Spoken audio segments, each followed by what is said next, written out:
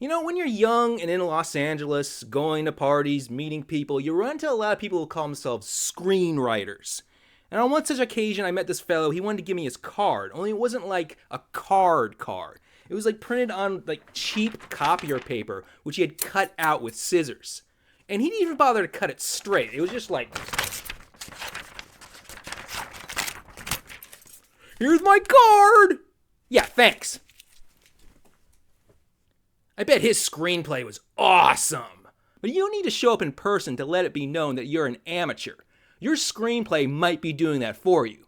So in the interest of all the beginners who want to be taken seriously, I'm listing the 5 most common noob screenwriter mistakes that'll make you look like an idiot. Number 1, not knowing what a screenplay is supposed to look like. This is what a screenplay looks like. Not this, or this, or this.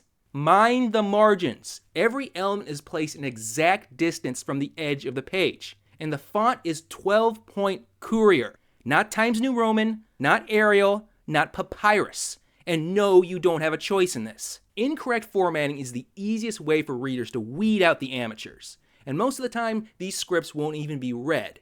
Because the assumption is that if you haven't yet put in the time and effort to know what a script is supposed to look like, then you certainly haven't put in the time and effort to know how to write a screenplay. So don't disqualify yourself on page 1.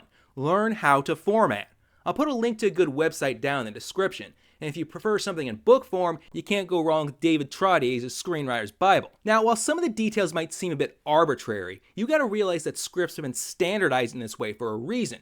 The formatting's been worked out so that one page of script will equal roughly 1 minute of screen time. So a 93-page script should result in a 93-minute long movie. And you might notice that the first thing industry types do when they receive a script is check the last page to see how long of a movie it's expected to be. And on the subject of length, if you find your script is too long or too short, don't think you can fix this by monkeying around with a format or changing the font size. Script readers spend all day looking at screenplays, so they notice right away when someone's trying to cheat. Which brings us to new mistake number 2. Your script is way too long or way too short. The exact numbers might differ a bit depending on who you ask, but a properly formatted feature film screenplay should be between 87 and 124 pages long. Really, you want to aim for 90 to 120, but you're given a little wiggle room. Why is this? Because 98% of all feature films are between an hour and a half and 2 hours long. Now, I know there's been a trend lately of big blockbuster films ballooning out to like 2.5 or even 3 hours long. But ignore all that. That's jillion-dollar franchise stuff, and audiences are really getting tired of that anyway. Really, if you're trying to break into the industry, you want to aim for the lower end of that range. Readers do not like long scripts. Being a reader can be a dull, torturous slog, and if you hand them a 140-page lard-ass of a script, they will curse your name.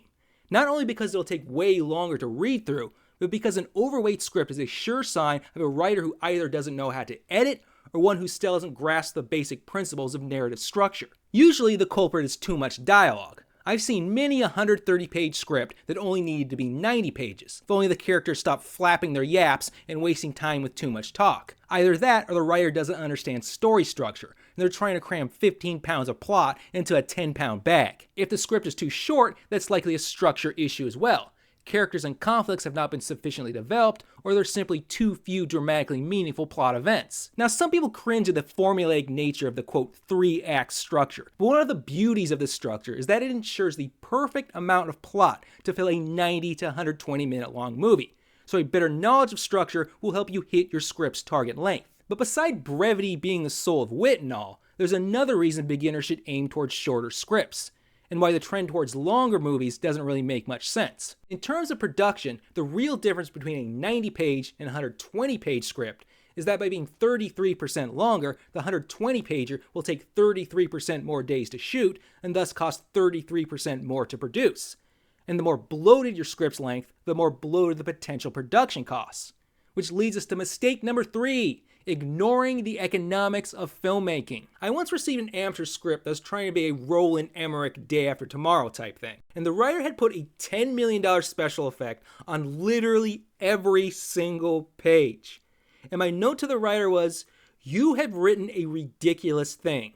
Aside from everything else being garbage, This script couldn't be produced for less than $500 million.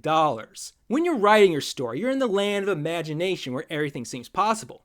But you gotta realize that if everything goes according to plan, someday people will have to figure out how to make this thing, which will require an enormous monetary investment. There's one tough lesson every screenwriter must eventually learn, and that lesson is cream. Cash rules everything around me. Hollywood is a capitalist industry.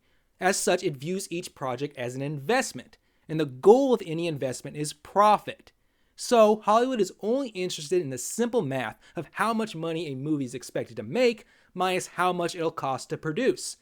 And if that math comes out in the negative, you ain't got a shot in hell. Now, you've probably heard the terms high concept and low concept. A high concept movie is one that's likely to attract a large audience based on its premise alone.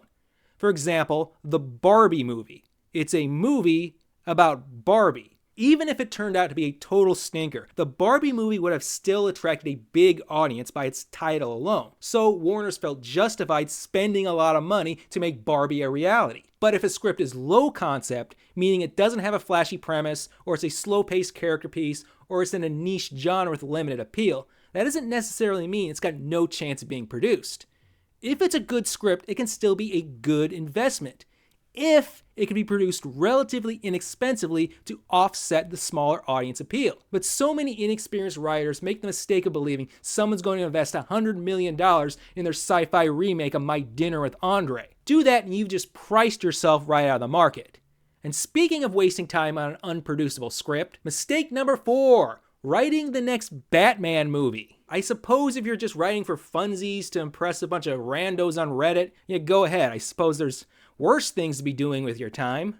But if you actually think your script for Batman Goes Bananas has a chance of getting sold and breaking you into the industry, you gotta have your head examined.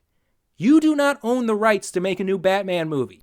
Warner's has those rights, and they jealously defend them behind a pack of salivating lawyers. Even if you wrote the best Batman spec of all time, Warner's isn't gonna want it. They develop everything in-house. In fact, they will refuse to even look at your script out of the fear of being accused of stealing your ideas. If you write a script based off any intellectual property that you do not currently have the rights or permissions to use, be it a movie franchise, a video game, a TV show, a book you've read, a magazine article, even a real life story you read about on the internet, you are writing nothing but an unsellable fanfic. You must first obtain permission, which requires contracts, negotiations, and a butt ton of money, which I'm sure you do not have the resources to pull off. But let's say you're in love with some small, little-known novel and you want to turn it into a movie. I mean, what's the harm in that? And let's say you get a producer interested in your script. Well, you know what? You're screwed. If you neglect to tell the producer about the source material, the producer will get sued, which means you'll get sued. If you fess up, the producer is now on the hook for procuring the necessary rights, which means the producer will either have to shell out a lot of money just to proceed with the project, or the rights holder will refuse permission, making your script worthless. Or it'll turn out someone else already bought the rights. Either way, it's not worth it for the producer, and they'll back out of the deal. Now, there are exceptions to this. You are free to use any property old enough to have entered the public domain. Now, the laws differ by country, so check your local listings. In the United States, copyright law lasts for 95 years, meaning at the current moment, you are free to use anything published or produced before the year 1928. In most other countries, literary copyright lasts for 70 years after the death of the author. So if you say you want to write your own Sherlock Holmes movie, go for it. All of Arthur Conan Doyle's Sherlock Holmes stories are in the public domain. Same thing goes for the works of Jane Austen, Charles Dickens, Mark Twain, and of course Shakespeare. But if you're dying to adapt Thomas Pynchon's Gravity's Rainbow, you gotta wait till the year 2068. Same deal for movies. You may legally remake any movie produced before the year 1928. So if you think the world needs another version of Johnny Get Your Haircut, you're in luck. Another exception is biographical stories of persons whose lives are a matter of public record, such as celebrities or politicians. Anything that's been widely reported in the media is considered fair use, which is great news for my script, Gerald Ford, Superstar. But if you're using the details from a particular autobiography or the life story of a non-celebrity, you gotta obtain the proper rights. Finally, if you are indeed in love with the work of some little-known author and you got some good salesman skills, you might be able to contact the current rights holder to obtain permission for little or no money. provided you can prove you are indeed a legitimate writer and not just some crackpot. But just remember cream. Successful artists know the value of their properties and won't let them go for cheap. So don't expect to DM J.K. Rowling's to write Harry Potter Goes to Hawaii. Harry Goes to Hawaii, that's funny. But you know what's not funny? Our final mistake. Because as someone who's had to read a lot of amateur scripts, it affects me personally. And it's the most common and most amateur mistake of them all. So you've worked long and hard on finishing your screenplay. You thought out every character and scenario, you sweated out every scene, and now you've typed fade out. Time to send it off to Hollywood to become rich and famous, am I right? Wait, you submitted a first draft? Like your very first attempt. Made no effort to improve it. Didn't try to tighten up your scenes, rework the ending, even tweak the dialogue. So you got it absolutely perfect on the very first try. Hit it out of the park with a single swing. Your pen was inspired by the Holy Ghost itself. What the hell is wrong with you? You shouldn't even send an important email without giving it a second read. And you want the whole world to judge your worth as a writer based on a first draft? You like Ernest Hemingway? Let me share my favorite thing Hemingway ever wrote. The first draft of anything is shit. A lot of writers call the first draft the vomit draft, because its purpose is to vomit all your ideas out onto the page. And true to its name, the vomit draft is a half-digested mess. But that's when the real work of the writer begins. The first draft isn't supposed to be perfect. It's just a process of gathering your raw materials. A first draft is no more a finished script than a wooden frame is a finished house. Writing is rewriting. That is the mantra of the professional screenwriter. Like the work of a sculptor, the craft of good writing is one of shaping and reshaping in a long, laborious process for eventual perfection. You know, I have an early draft of Citizen Kane, and Kane's considered one of the finest movies ever made. And that draft is, it's okay. It's not great. It's okay. I say 5 drafts minimum before you even consider if your script is ready to show the world. And then you'll still want to do a few more. Any good theatrical movie usually went through 12 to 15 drafts. And if you've ever heard the story of how Sylvester Stallone wrote Rocky, Rocky went through 40 drafts. 40! Heck, this spiel I'm giving to you right now, 3 drafts. I personally say don't show a first draft to anyone, not even your mother. Hide the shame of your vomit until you've worked it into shape. That includes just giving it to a friend for advice. So you actually have a friend nice enough to read your script and you punish them by making them read a first draft?